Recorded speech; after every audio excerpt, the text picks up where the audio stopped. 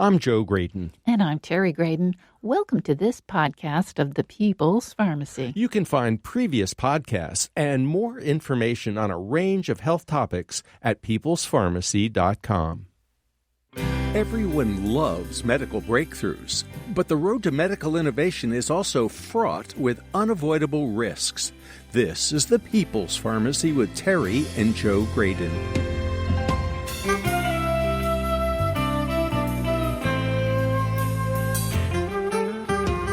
We all have a hard time assessing risks. Even though we may know that driving a car is dangerous, most of us don't think twice before we turn the key in the ignition. On the other hand, we may worry about the dangers of vaccines. How do we put all this into perspective?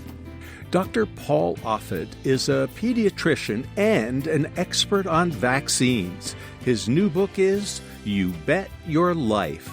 Coming up on the People's Pharmacy, the long and risky history of medical innovation.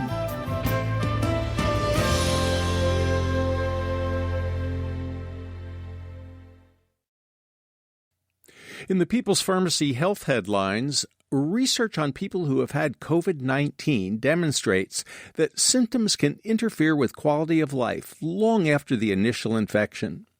One study included 740 patients who were followed up between April 2020 and May 2021. In addition to receiving care for their symptoms, these volunteers took several tests to assess cognitive functioning. A significant number of them had trouble with attention, memory, executive function, processing speed, or language. The average age of participants was 49, and the average time since COVID diagnosis was over 7 months. None had a history of dementia, despite the brain fog they were experiencing post-COVID. Another study included survey results from 156 people participating in a long COVID clinic. They'd been diagnosed with COVID-19 infection an average of a year earlier. More than 4/5 of them reported fatigue, while 2/3 said they had brain fog and 3/5 said they had frequent headaches. Some also had breathing problems. They reported that their symptoms worsened after physical exertion, stress, or dehydration. The scientists concluded persistent symptoms associated with long COVID appear to impact physical and cognitive function, health-related quality of life, and participation in society. A new analysis published in JAMA Network Open suggests that people recovering from COVID could get walloped with huge medical bills. During the worst of the pandemic last year, many insurance companies did not bill patients for ambulance rides or treatment and waived deductibles and copays. There was general recognition that COVID constituted a national emergency and everyone needed to pitch in. But now, many insurers are reverting to their previous practices. The authors note that as of August 2021, 72% of the 2 largest private insurers in each state no longer waive cost sharing for COVID-19 hospitalizations. Furthermore, several large Medicare Advantage insurers have allowed cost sharing waivers to expire. Analyses suggest that patients covered by these insurers may now experience substantial financial burden for COVID-19 hospitalizations, particularly those who are privately insured. The authors suggest that federal policymakers might need to enact legislation mandating that insurers waive cost sharing until the public health emergency is no longer urgent. The FDA recently hosted an expert advisory panel, the Vaccines and Related Biological Products Advisory Committee, to consider whether to recommend the COVID-19 vaccine from Pfizer for children 5 to 11 years old. The panel did agree that the benefits of the vaccine outweigh the risks for these youngsters. Data from the trial indicate that the vaccine is 90% effective. There were 3 cases of COVID among the 3,000 vaccinated children and 16 cases among the 1,500 kids who got the placebo shots. None of the children developed severe COVID. The next step in making the shots available for children is for the CDC to consider these recommendations. That meeting will take place next week.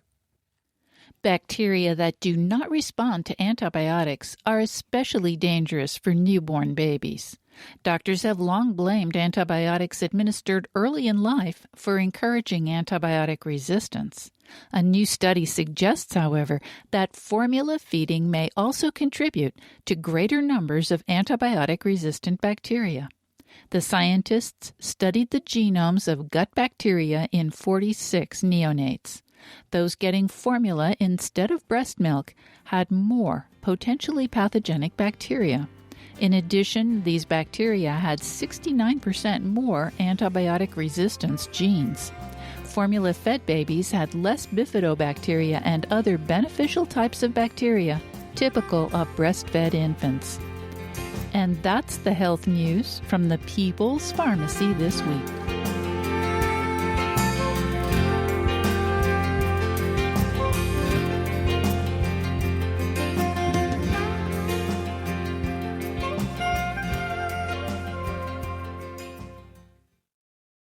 Welcome to the People's Pharmacy. I'm Joe Graydon. And I'm Terry Graydon. How do you assess the benefits and risks of any treatment, especially if it's new? Most people have a hard time weighing the pros and cons when it comes to health. To learn more about the risky road of medical innovation, we turn to Dr. Paul Offit, director of the Vaccine Education Center at the Children's Hospital of Philadelphia. He's the Maurice R. Hilleman Professor of Vaccinology and a professor of pediatrics at the Perelman School of Medicine at the University of Pennsylvania. His most recent book is You Bet Your Life, From Blood Transfusions to Mass Vaccination, The Long and Risky History of Medical Innovation. Welcome back to the People's Pharmacy, Dr. Paul Offit. Thank you very much. Happy to be back.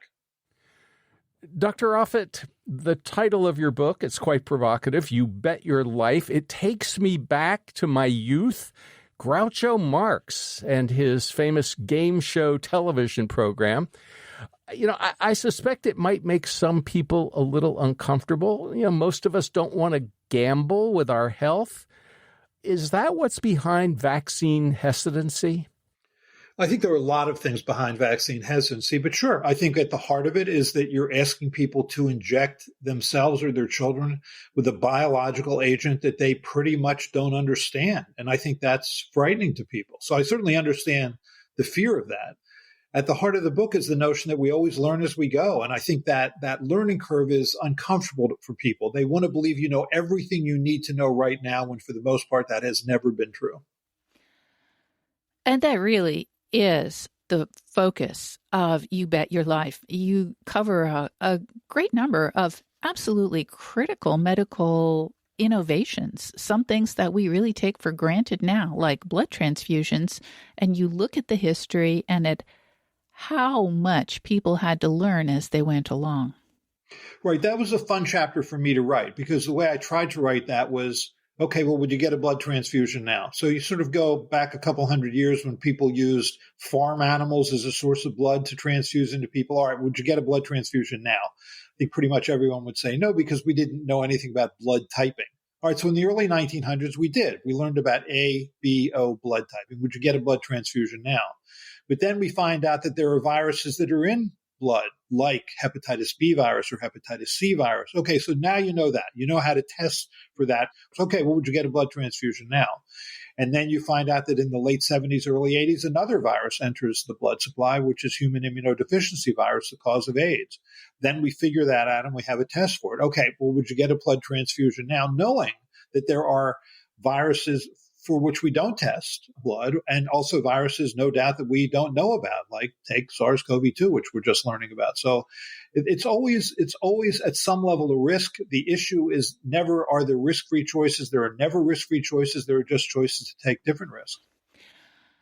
Now, in terms of thinking about vaccines, which is very much a topic at the top of many of our minds, you serve on the FDA's Advisory Committee for Vaccines and Related Biological Products.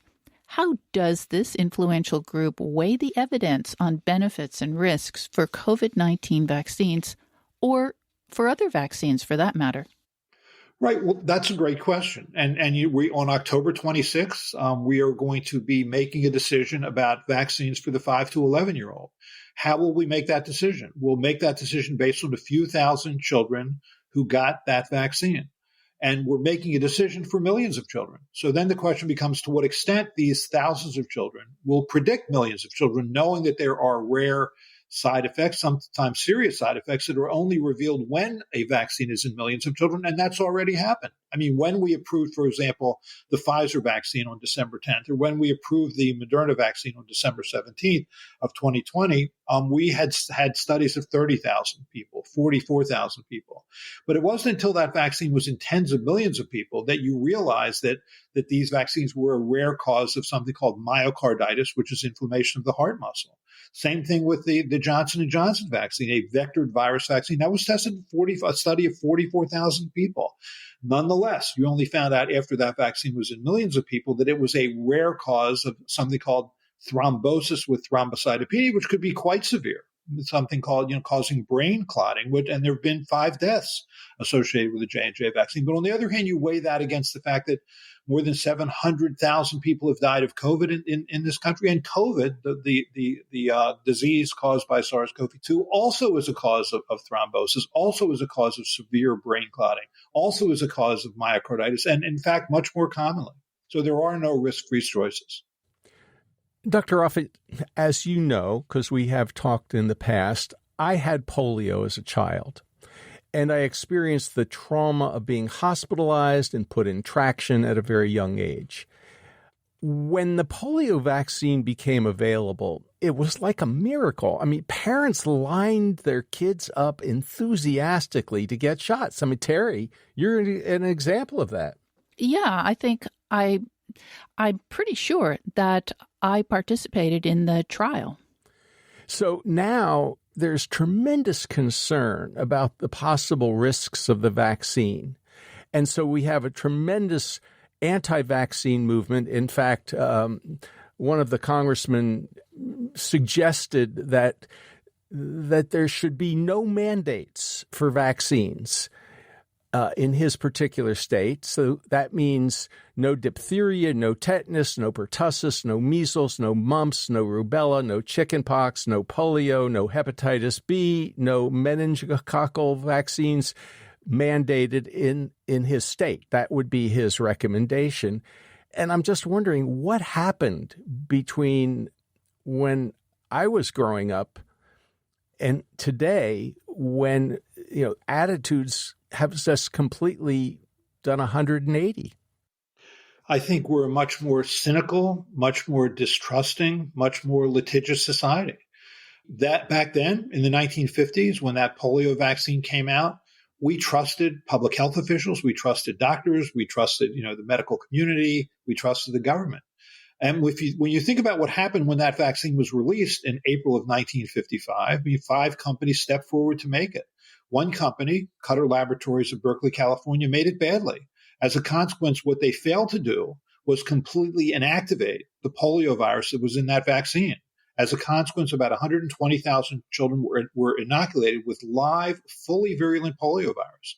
About 40,000 developed abortive or short-lived paralysis. 164 were permanently paralyzed for the rest of their life, and 10 children died from polio because they were injected with polio in a polio vaccine that was supposed to be a polio vaccine. I think it was the worst biological disaster in the history of this country. Imagine something like that happening now. Nonetheless, people still trusted pharmaceutical companies. They saw that for what it was, which was an incident where we had to learn how to scale up that vaccine for mass production. And it was really the birth of vaccine regulation in the United States. But it was just a different time. I wrote a book about actually the Cutter incident and read a lot of the exit interviews from jurors. The jurors wanted to find a Cutter Laboratory not liable because they saw it for what it was, which was everybody. All 5 companies were having trouble scaling up that vaccine. All 5 companies were struggling with live virus in that vaccine because we were learning as we went.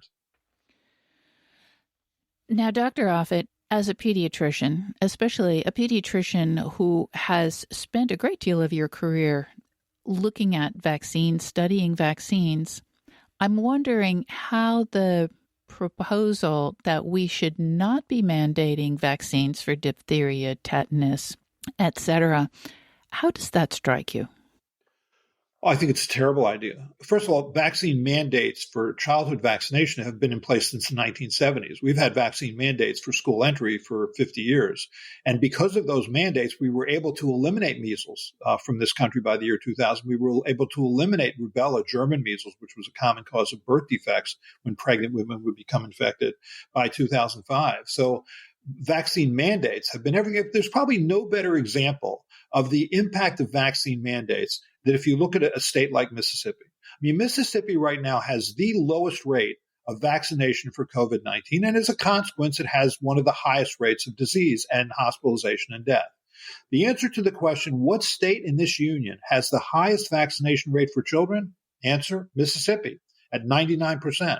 They're one of only 2 states that have never had philosophical or religious exemptions to vaccination. They've only had medical exemptions. And the consequence, if you want to go to school in Mississippi, you have to be vaccinated unless you want to homeschool your child.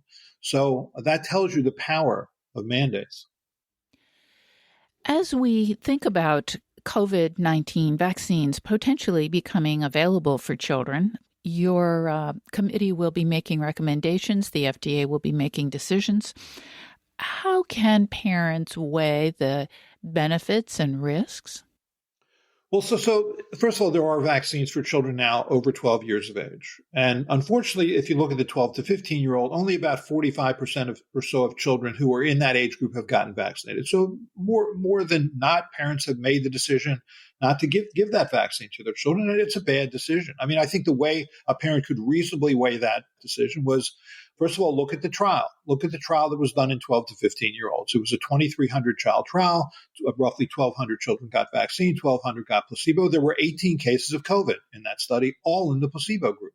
Now, I got emails from parents, angry emails, saying, 2,300 children? Really? That's all you want to do when you just did a 30,000 child for Moderna's vaccine in adults, or a 40,000 child for Pfizer's vaccine, and you're only going to do, 2,300 or so children? Why not do more? So to which I would respond, okay, you could do 23,000 children, in which case there wouldn't have been 18 cases of COVID. There would have been 180 cases of COVID, presumably most, if not all, in the placebo group. I mean, what human price exactly do you want to pay? How much suffering do you want to cause before we say we know enough? Because you never know everything. The question is, when do you know enough? You certainly know that right now, as compared to when the virus first came into this country and children accounted for 3% of cases, now they account for 27% of cases. You know that there's been 200,000 to 250,000 cases a week in children. You know that there are 2,000 hospitalizations a week in children. You know that about 600 children have died from this virus. Those are the things you know. So is that enough then to move forward with this vaccine for a 12 to 15-year-old? I think the answer to the question is yes, although many parents have come up with the conclusion that the answer is no. You're listening to Dr. Paul Offit, professor of pediatrics at the Perelman School of Medicine at the University of Pennsylvania. He's author of You Bet Your Life. After the break, we'll discuss why we have such a hard time assessing risk. It's hard to make sense of both absolute and relative risk. It could be especially hard to balance potential benefits against possible harms when it comes to medical innovation.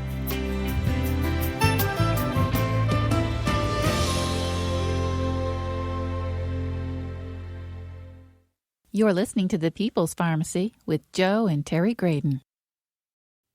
This podcast is made possible in part by CocoVia, maker of high-potency cocoflavanol supplements. Cocoflavanols are among the most well-studied plant-based nutrients, backed by 20 years of scientific research. CocoVia Cardio Health is available in capsules or powder, providing 500 milligrams of cocoflavanols daily. This supports better blood flow and vascular performance. CocoVia also offers Memory Plus, supplements with 750 milligrams of cocoflavanols. This product is backed by 4 different clinical studies demonstrating significant improvement in several aspects of memory. CocoVia flavanols are derived from real cocoa beans. They offer you all the benefits of chocolate without the sugar. More information at cocovia.com.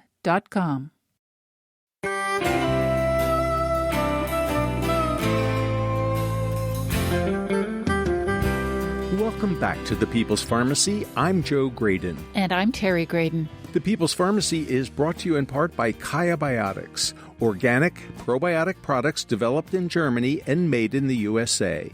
KAYA Biotics.com. Also by CocoVia, now offering its Cardio Health Powder with 500 milligrams of cocoflavanols.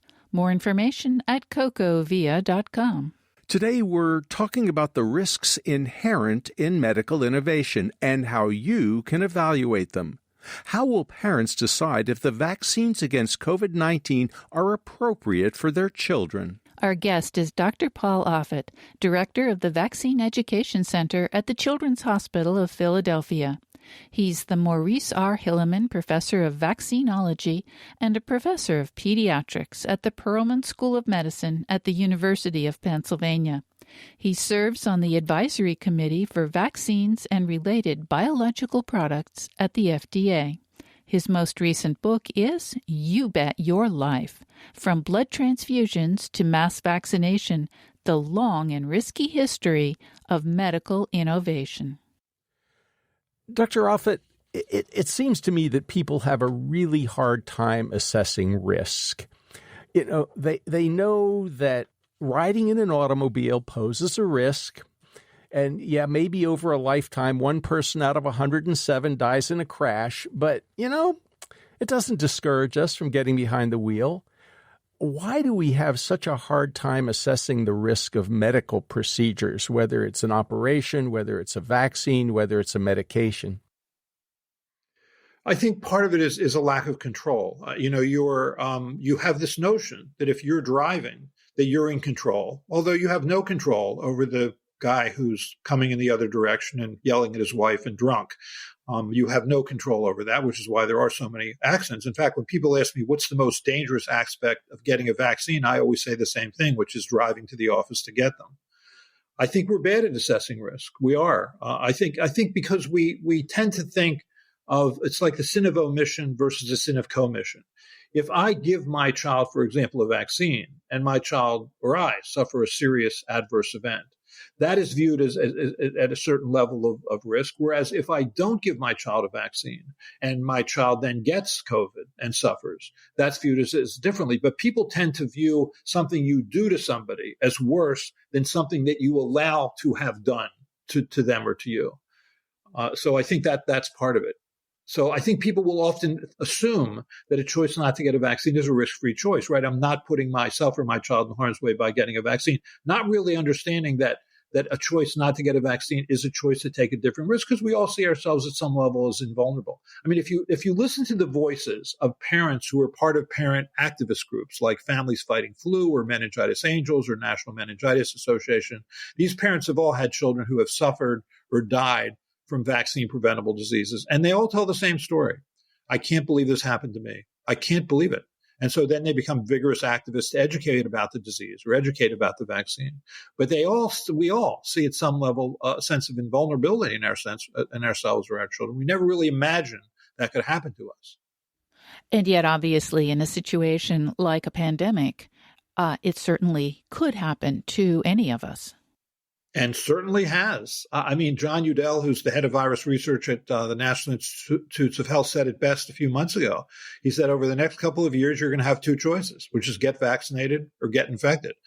And vaccination is always going to be the better choice. Now, Dr. Offit, often when we're talking about risk, we're presented with some kind of number that says, you know, the vaccine, it's 90% effective or it's 50% effective. And generally speaking, journalists like to present these risks in terms of relative risks, the 50%. On the other hand, we have the option of presenting an absolute risk, one person out of 2,000, for example. Can you help us understand why we should be looking for information in both formats to really assess the risks? No, I think that's a great point. And just to sort of put it in a different context, I think, look at the myocarditis story, for example. Your risk of getting a myocarditis overall is probably about 1 in 40,000. your risk of getting myocarditis if you've gotten COVID, is about 1 in 45. So you're much more likely to get myocarditis if you're infected with the virus than if you're vaccinated. But people don't see it that way, because what they see is when they hear that you have a risk, a 1 in 40,000 risk of getting myocarditis from the vaccine, what they hear in that is it could happen to me. And actually when New York State sold its lottery tickets, where you have like a 1 in 14 million chance of winning, they were able to sell it with the simple phrase, it could happen to you. And that's how people hear it. I don't think they hear what relative risk really is. To them, if there's a possibility of a serious adverse event, then they don't want to get it because they think it could happen to them. Whereas they don't really see the risk in not getting a vaccine here, say, and having the possibility of being infected and seriously hurt. I was on service at Children's Hospital Philadelphia last week. I rounded on all the children who were in our hospital who have COVID-19. And I can tell you with absolute confidence that not a single one of them who was over 12 years of age was vaccinated. Often their parents weren't vaccinated. We can talk endlessly about booster dosing, but the fact of the matter is when you see people who are hospitalized or in an intensive care unit these days, it's not because they haven't gotten a third dose. It's because they haven't gotten any doses. Dr. Offit, the idea of acceptable risk is something that fascinates me. And, the risky road of medical innovation requires some risk, and people are willing to accept a risk. For example, in the case of cancer, our anti-cancer drugs these days, our immunotherapies come with substantial risk. There's a commercial, I think, on television these days for a leukemia drug. And when you listen to the long list of side effects, you go, wow, why would anybody ever consider taking that medicine?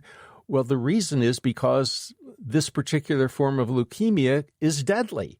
And so you have to weigh that risk. I remember when I talked to the person who developed thalidomide to treat multiple myeloma.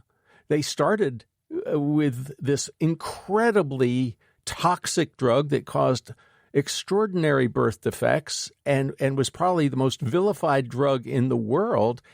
And he said, yeah, but we're working on it to treat this really serious blood cancer, and we think it has an important role. And now, of course, thalidomide, known as Thalamid, and its son of Thalamid, Revlimid, have become two of the most valuable drugs in the treatment of multiple myeloma. So how do patients assess risk when it comes to medical innovation?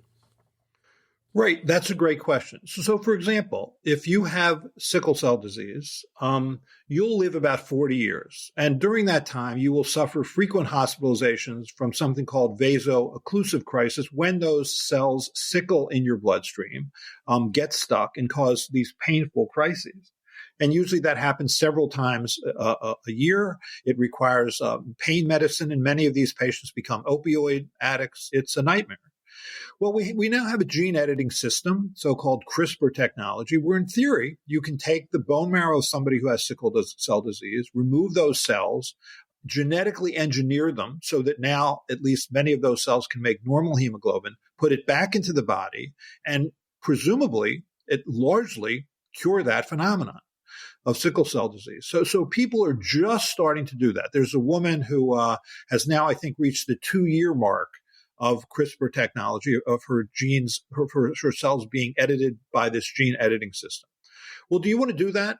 Do you want to do that? Knowing that you may find out that there are problems with this CRISPR technology, as there have been problems with gene editing technologies, in the past. I mean, we have just recently, there was a retrovirus vector that was used to try and provide an enzyme to children who lacked that enzyme. 10 children were given this retrovirus vector. This is just recently. And unfortunately, it inserted itself right in front of a gene that increased the risk of leukemia, so that 4 of the 10 children who first got this particular virus vector developed leukemia.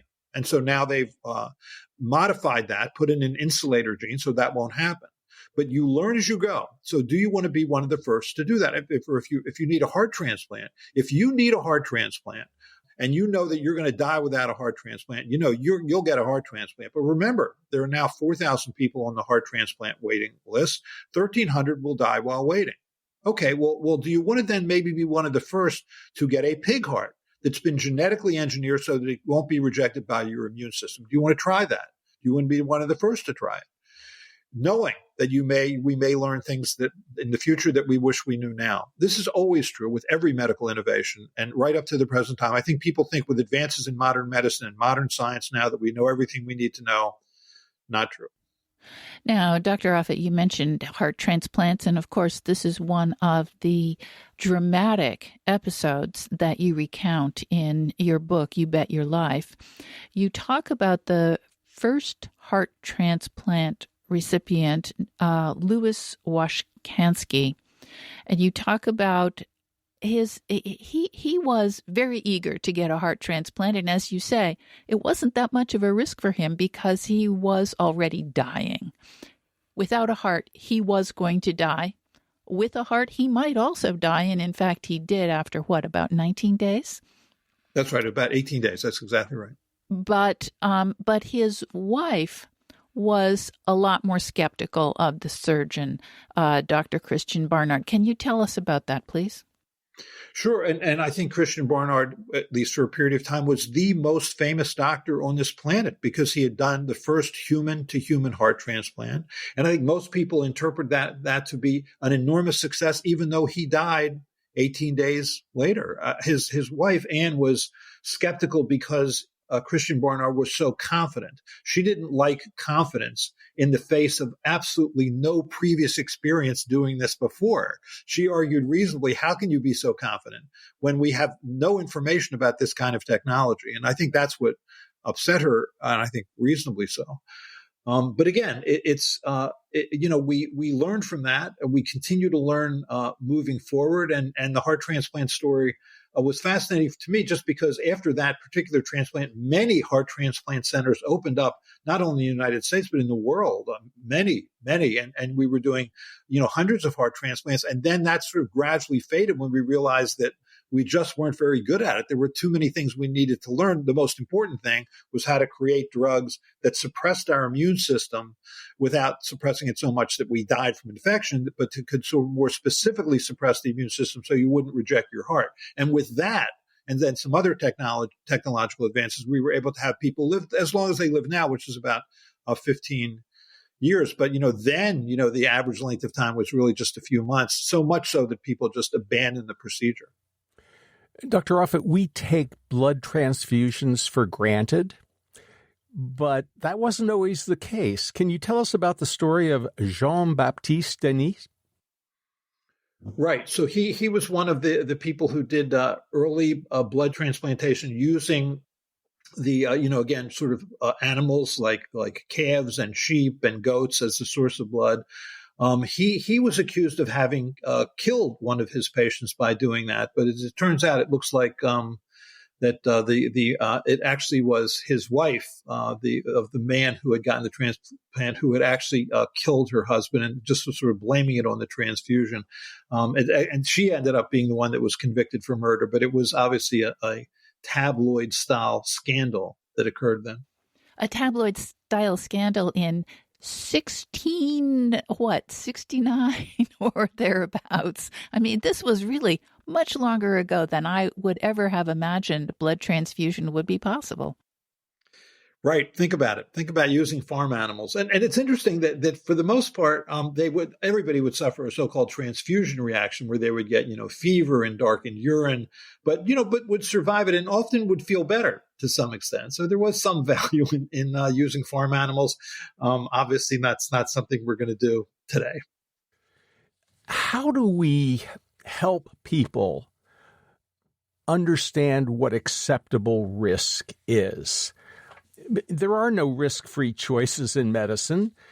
How do we choose the lesser of the 2 or 3 or 4 risks so that we're making an informed choice? Right. You use the data that you have in front of you to make that choice, knowing that those data aren't complete, knowing that you would be much better off with more data. You make the best decision you can at the time. So go back to that 12 to 15-year-old for getting a COVID vaccine. We only had about 1,200 of children who had gotten that vaccine prior to using it to recommending it for millions of children. Was that enough information? And, the good news there was that you had a lot of data in 16 to 17-year-olds. You had a lot of data in adults. You had a lot of experience now with hundreds of millions of doses having been given in the United States and the world. So I think you were jumping with a much bigger net there. But again, I think we'll learn as we go. When we consider the 5 to 11-year-old now on October 26th, we'll be basing that on not a lot of data. But again, knowing that, that this is a viral infection of children, and children can suffer this disease. And so we'll benefit from a vaccine. But I think I suspect parents are going to be even more resistant to giving a vaccine to a 5 to 11-year-old than they have been to the 12 to 15-year-old. What are the chances of vaccines for younger children below the age of 5? I'm interested because we have a grandchild who's under 5. Right. So we, the Vaccine Advisory Committee, will be looking at the 5 to 11-year-old data on October 26th. The dose for those children is 10 micrograms for the Pfizer vaccine, which is a third of the older adolescent adult dose. There are studies that are ongoing in the 6-month-old through 4 years of age. The dose there is 3 micrograms. So it's a tenth of the doses being given to older adolescents and adults. And those studies probably will be finished, I suspect, by December. I wouldn't be surprised if we were meeting at the Vaccine Advisory Committee to discuss vaccines for children that young before the end of the year. And how likely is it that vaccines in children will produce serious complications that did not show up in adults? I would rate it as unlikely, but I wouldn't call it impossible. I think we will, as always is true, learn as we go. You're inoculating somebody with a biological agent, and historically, any medicine, or biological in this case, that has a positive effect will have some negative effect. That's true pretty much of everything. I think if something doesn't have any negative effect, it probably never had a positive effect.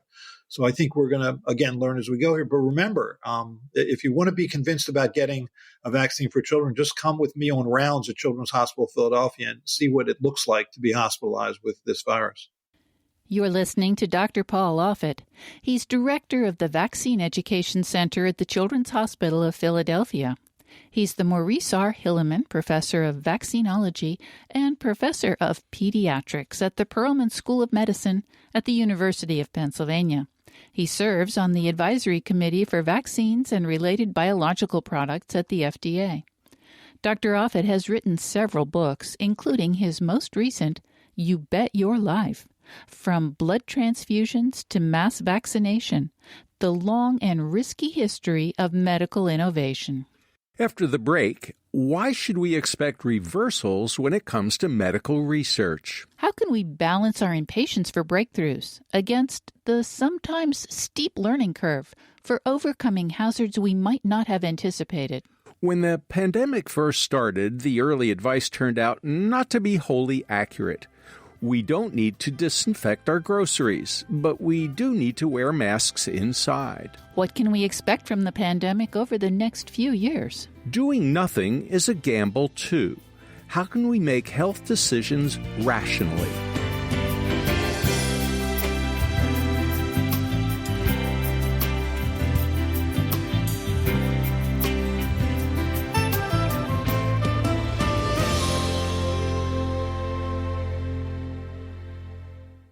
You're listening to The People's Pharmacy with Joe and Terry Graydon. This podcast is brought to you in part by Kaya Biotics, organic probiotic supplements. These supplements are made in the USA with high-quality, sustainably sourced ingredients. Originally developed in Germany, Kaya Biotics offers 3 different formulations with 15 carefully selected strains of bacteria. These are designed to increase the diversity of your gut flora and support your immune system. More information at kayabiotics.com.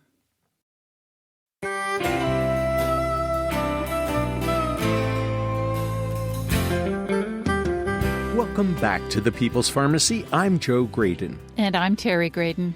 The People's Pharmacy is brought to you in part by CocoVia, now offering its Cardio Health Powder with 500 milligrams of cocoflavanols.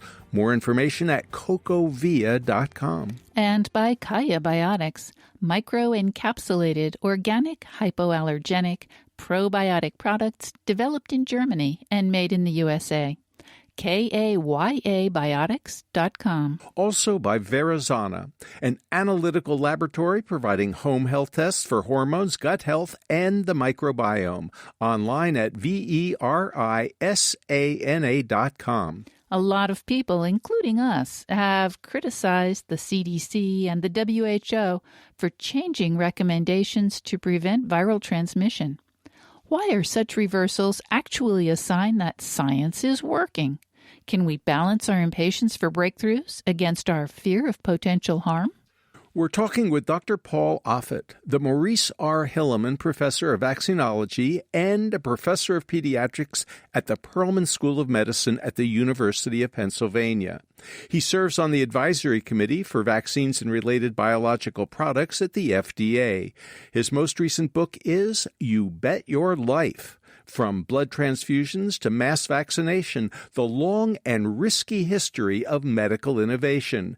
Dr. Offit switched microphones, so you may hear a difference during this last segment. Dr. Offit, as you've pointed out, both in your book, You Bet Your Life, and in our conversation today, science is constantly changing. As we get more experience, we learn more about the risks that we perhaps didn't fully appreciate before. We learn how to overcome them. Why are reversals to be expected, and how can we balance our impatience for new breakthroughs with respect for this learning curve? Which is really the reason I wrote the book. I think my main motivation in writing this book was get people to understand that all of these advances, whether it's antibiotics or vaccines or biologicals or chemotherapy or anesthesia, if you look back at the history of all of them, you see that there were things that we learned that were critical to making things better. I mean, in heart transplants, we now live 15 years with a heart transplant, whereas previously at the beginning it was just a few weeks, because we had all these things we needed to learn. And to know that this is true for any new medical innovation, and it's been true here. I mean, with say, the COVID vaccines, we had the first two vaccines were mRNA vaccines, then we had a vectored virus vaccine. There'll be other vaccines that come onto the market here, whether it's like Novavax's purified protein vaccine, whether it's Sinopharm's inactivated whole virus vaccine. There may be live attenuated viral vaccines. And what we're going to learn over the next few years, because I think this virus is going to be with us for a while, what we're going to learn is that these vaccines all may be different to some extent in their ability to protect against these different variants. They may be different in their side effect profile. Some may work well for one age group and not as well in another age group. We're learning as we go. And I'm watching sort of Dr. Fauci deal with Congress when he, for example, makes a statement, for example, 6 months ago that's contradicted as we get new data. And they're just really angry at him. They're angry at him like you said this then, and now you're saying this now. And he would always answer it the same way. Look, that's science. As we get more data, we may have to alter our recommendations. I watched Dr. Walensky, Rochelle Walensky, the head of the CDC, make those same arguments. And I think that's what we need to understand better. We need to understand that there is a knowledge that has to be acquired, and we're continuing to acquire that knowledge. But that kind of the fluidity of science, I think, is disconcerting to people. What people want is they want what I call the Bones-McCoy seduction, right? Bones-McCoy was the chief medical officer aboard the USS Enterprise. I'm saying this right now as William Shatner's about to be sent up into space.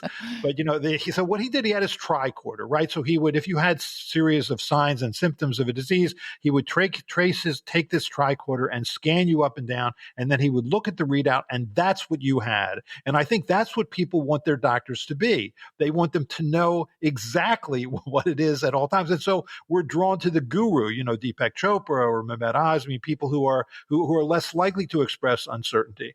We're drawn to that even though I think expressing uncertainty is exactly what people should express. And you bring up the case of Anne Washkansky, the wife of Louis Washkansky, who got the first heart transplant. I think what she really wanted to hear was more skepticism, less assurance, more circumspection from Christian Barnard than she heard. And of course, this idea that we learn as we go along, this explains why at the very outset of the pandemic, our public health authorities were giving us advice that actually later turned out not to be the best advice, that because they didn't know at that time. They said, as long as you stand 6 feet apart, you're out of danger. And initially they said, oh no, you don't have to wear a mask. Only healthcare professionals need to wear masks. Well, we now know that both of those pieces of advice, not so great. They've had to be changed as our understanding of the virus has evolved. Right. Or, when initially the virus was cruise ships and nursing homes. And what that suggested to people in the world of infectious diseases was norovirus, which is an intestinal virus that spread, largely on surfaces. And so when we have norovirus outbreaks at our hospital, we clean down everything. And that was also the original thought here, that this virus may have a so-called fecal oral route of transmission. So clean surfaces. When you go to the grocery store and you pick up something off the shelf, clean it off. People were always cleaning things off. That probably wasn't very important because this virus is spread almost solely by the respiratory route. Dr. Offit, I think one of the problems that we have is this issue of uncertainty that I think health professionals, some of your colleagues, are uncomfortable with uncertainty. And there's a certain amount of arrogance, dare I say it, that goes with the pronouncement that, well, you'll be fine if you just stay 6 feet apart. Or this surgery is perfect. No worries. We know what we're doing. I mean, a lot of the dietary recommendations are often given with a great deal of convincing certainty. Eggs are bad. Saturated fat will kill you. And then along comes a study that says, well, maybe the egg story is not as clear, and maybe you can have cream in your coffee and you won't die of a heart attack in a week. How do we help your colleagues appreciate that they don't have to be absolutely 100% positive, that people can accept uncertainty? It's a great question. I wish I had a clear answer. You're right. We learned, when saccharin, for example, was first studied in experimental animals, the fear was that it caused a lot of harm. That wasn't true in people. There was in the early days of the polio vaccine made by Albert Sabin and Jonas Salk, there was a contaminating virus in those early vaccines called SV40, which just stands for simian virus 40. When they did studies in experimental animals, that virus caused cancer. Now, that wasn't true in people because, animal model studies often don't mimic events in humans, or as a friend of mine who's a famous vaccinologist says, mice lie and monkeys exaggerate. I mean, so for all the animal model studies we do, sometimes they're more confusing than helpful. So you're right. I mean, we sort of move forward in fits and starts. We do eventually move forward. I mean, we do live 30 years longer now than we did 100 years ago. And almost all of that is based on the sort of 9 major advances that I talk about in this book. But it's a rough road. I think that probably the best quote for me in the book, aside from the fact that the past is never dead, in fact, it's not even past, which is William Faulkner, is the quote by an historian named Michael Harris, who said, the history of drug regulation in the United States is built on tombstones. Unfortunately, that certainly is true. Dr. Offit, we've talked about heart transplantation. We've talked about blood transfusion. You discuss anesthesia. Can you tell us about some of the other advances that have helped improve health in this country? Yeah, there's actually one story I'd like to tell, which is not in direct answer to your question, just because it was really emotionally, it was the reason I wrote this book. And when you had mentioned that you were in not only in the polio trial, but that one of you was in a polio ward. I was actually in a polio ward when I was 5 years of age, not because I had polio, it was because I had a poorly performed operation on my right foot because I was born with club feet, and that landed me in a polio ward for about 6 weeks. And what was called Crenan's Hospital for Crippled Children back in the days when you use words like crippled and feeble-minded to describe hospitals. But that had an impression on me, and so polio was always sort of had made an impression because I saw what that looked like. And by the way, Dr. Sure. Offit, I was in your hospital Children's Hospital of Philadelphia. That's where I was in the polio ward. So I know that hospital well. That's amazing. Yeah, our hospital's more than 150 years old.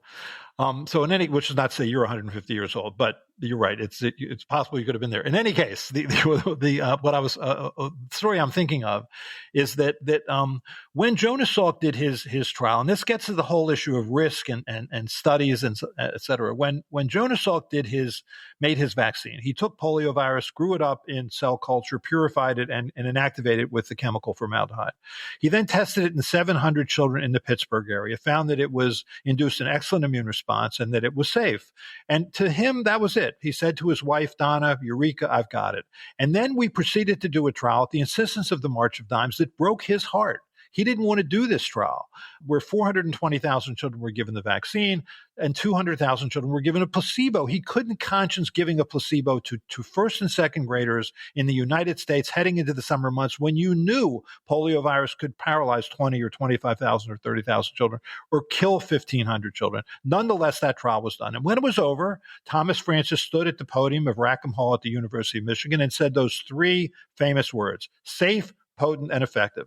Well, how did he know it was effective? He knew it was effective because 16 children died of polio in that study, all in the placebo group. He knew it was effective because 36 children were paralyzed permanently in that study, 34 in the placebo group. Those were first and second graders. I was a first and second grader in the 1950s. But for the flip of a coin, those children could have lived long, fulfilling lives. And I think that's those gentle heroes that we leave behind as we're gaining the kind of knowledge, as we're paying that human price for knowledge. I really feel deeply when I see children come into our hospital now whose parents are volunteering them for these trials of children between 6 months or 5 years of age, or 5 years and 11 years of age. I really give them credit for their willingness to do this, because that's how we learn, and often the hard way. Dr. Offit, when you look into your crystal ball over the course of the next year or two with COVID-19, what do you see? What do you think is going to unfold? We've heard a lot about the Merck drug, molnupiravir, which has antiviral activity, and if it's used early enough in the infection, might make a big difference. What do you imagine will be the course of this disease, not just in the United States, but around the world? Right. I'm good you brought up molnupiravir. So molnupiravir is an antiviral drug that, if given early, decreases your chance of hospitalization by about 50%. Vaccines, on the other hand, decrease your chance of hospitalization by about 99%. So as they say, an ounce of prevention is worth a pound of cure. You'd much rather prevent something than treat it. The way I see this pandemic playing out, here's what I would say. We need to develop herd immunity, which is to say we need to significantly stop the spread. In order for that to happen, we have to have a level of population immunity that is at least 90%. And by population immunity, I mean immunity that's been induced either by natural infection or immunization or both. If you look right now in the United States, about 56% of the population has been fully immunized. Probably at least 100 million people have been naturally infected, and it's probably more than that. Now, those are not two distinct groups. There's obviously overlap between those groups. Some people have been vaccinated and naturally infected and vice versa. But you're probably at about at least 75% population immunity now. If you look at the nature of contagiousness of this virus and effectiveness of this vaccine, you need to be at about at least 90%. I think we need to vaccinate at least another 35 to 40 million people, which we can do, which we would have done had people chosen not to vaccinate. If we can do that, I think we can put this pandemic largely behind us, meaning that the virus will be endemic. It'll still cause disease, but much, much, much less than it's causing now. And I assume that we'll have to treat it much as we treat the flu with people will need to continue boosting. Well, I hope not. Flu is different. I mean, flu mutates so much from one year to the next that natural infection or previous or vaccination the previous year doesn't protect you against severe disease. That is not this vaccine. I mean, this vaccine works very well at prevention against severe disease for all variants, for all age groups, right up to the present time. So, because that's based on immunological memory, and these vaccines induce excellent high frequencies of memory B cells. So I'm optimistic that protection against severe disease will be actually long lasting. In terms of boosting, I think the boosting idea is, well, neutralizing antibodies fade, which is true of every vaccine. And with that, you get increased rate of asymptomatic or mildly symptomatic infection, which is true pretty much of every vaccine. But here with this vaccine, because you're still contagious and we're trying to get a hold of this, people are arguing, okay, I'll give a booster dose. And if we're trying to maintain neutralizing antibody levels as being very high, then we are talking about frequent boosting. I hope we don't go there. I think that's hard. And I think probably the biggest mistake we made communication-wise with this particular pandemic is using the word breakthrough to describe an asymptomatic or mildly symptomatic infection. That is not a breakthrough. That's a win. I mean, when Brett Kavanaugh, Supreme Court Justice, who's fully vaccinated, has an asymptomatic infection, that's carried in the media as a breakthrough. I mean, it sounds like he's in the ICU. He won. He won. He had an asymptomatic infection because he was vaccinated. Dr. Offit, in summing up the reason you wrote You Bet Your Life, can you help us better understand that doing nothing is a gamble, just like doing something is a gamble? And how do we make health decisions rationally instead of because of something we might have read on social media? Right. That's an excellent way to put it. I mean, there are no risk-free choices, just choices to take different risk. A choice not to do something, in this case, give a vaccine, is a choice to do something, which is to risk illness from this virus. So I think what you could do is to try and at least dispassionately look at the data and make the most rational decision, which we're bad at. I mean, we basically make emotional decisions. I think that when we crawled out of the ocean into land, our hippocampus and amygdala, which are sort of our emotional centers, were far better developed than our cerebrum, which sort of came late to the game. I think we're still sort of hardwired to run away from animals larger than ourselves, like dinosaurs. And so I think, we're not great at being dispassionate and logical. I think Neil deGrasse Tyson, says it best when trying to figure out how to convince, say, people who are anti-vaccine to get a vaccine. He says, it's hard to convince when people reach a conclusion without using reason or logic is not going to talk them out of it. Dr. Paul Offit, thank you so much for talking with us on the People's Pharmacy today. Thank you. You've been listening to Dr. Paul Offit. He's director of the Vaccine Education Center at the Children's Hospital of Philadelphia. He's the Maurice R. Hilleman Professor of Vaccinology and Professor of Pediatrics at the Perelman School of Medicine at the University of Pennsylvania. Dr. Offit's most recent book is You Bet Your Life, From Blood Transfusions to Mass Vaccination, The Long and Risky History of Medical Innovation. Lynn Siegel produced today's show. Al Wodarski engineered. Dave Graydon edits our interviews. B.J. Liederman composed our theme music. This show is a co-production of North Carolina Public Radio, WUNC, with the People's Pharmacy. The People's Pharmacy is brought to you in part by CocoVia, the maker of high-potency cocoflavanol supplements that support cognitive and cardiovascular health. More information at cocovia.com. Today's show is number 1278.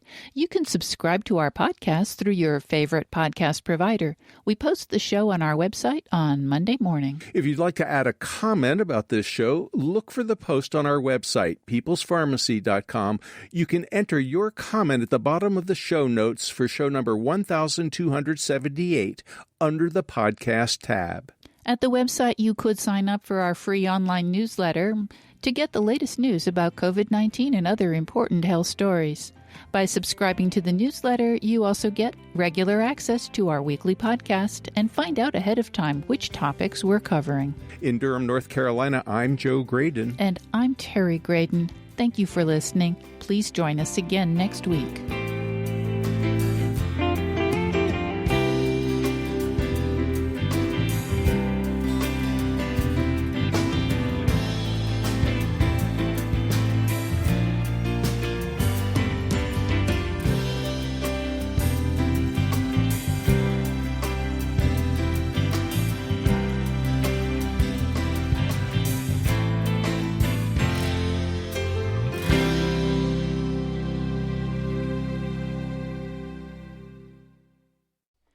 Thank you for listening to the People's Pharmacy Podcast.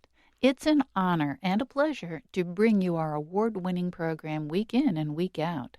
But producing and distributing this show as a free podcast takes time and costs money. If you like what we do and you'd like to help us continue to produce high-quality, independent healthcare journalism, please consider chipping in. All you have to do is go to peoplespharmacy.com/donate. Whether it's just one time or a monthly donation, you can be part of the team that makes this show possible. Thank you for your continued loyalty and support. We couldn't make our show without you.